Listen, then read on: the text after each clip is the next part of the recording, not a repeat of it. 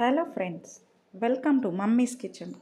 ఈరోజు వీడియోలో ఎంతో టేస్టీ అయిన కలాకండ్ రెసిపీని ఇంట్లోనే ఎలా తయారు చేసుకోవాలో చూసిద్దామా. ముందుగా ఒక వెడల్పాటి పాత్రలో 1 లీటర్ దాకా పాలు పోసి వాటిని మరగనివ్వాలి.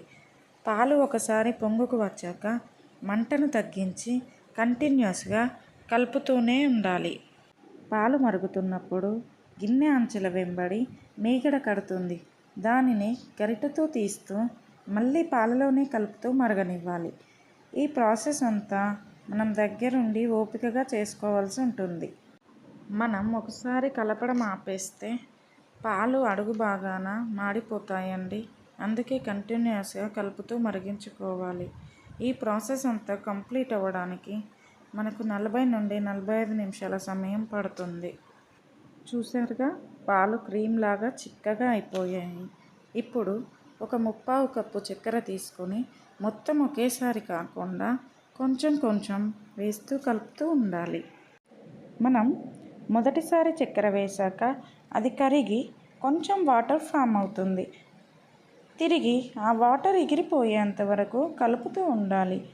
ఆ తర్వాత మళ్ళీ కొంచెం చక్కెర వేయాలి. ఇదే విధంగా మొత్తం 1/4 కప్పు చక్కెరని వేయాలి.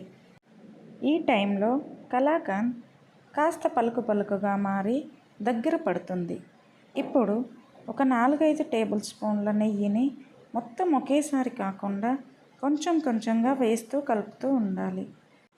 చూసారుగా, ఆల్మోస్ట్ దగ్గర పడిందండి. ఈ టైంలో ఏమాత్రం మాడిపోకుండా మంచిగా మిక్స్ చేస్తూ కలుపుతూ ఉండాలి. చూసారు కదండి, కలాకండ్ రెడీ అయిపోయింది. ఇప్పుడు ముందుగానే నెయ్యి రాసి పెట్టుకున్న గిన్నెలోకి కానీ ఏదైనా డబ్బాలోకి కానీ దీనిని వెంటనే వేడిగా ఉన్నప్పుడే ట్రాన్స్ఫర్ చేసుకోవాలి. ఇప్పుడు పైన ఒక స్పూన్తో మంచిగా లెవెల్ చేసుకొని మూత పెట్టేసుకొని మందంగా ఉన్న క్లాత్లో ఈ డబ్బాను పెట్టి చుట్టి ఒక 3 నుండి 4 గంటల వరకు పక్కకు పెట్టేసుకోవాలి. ఆల్మోస్ట్ ఇప్పుడు డబ్బా వేడంతా చల్లారిపోయిందండి.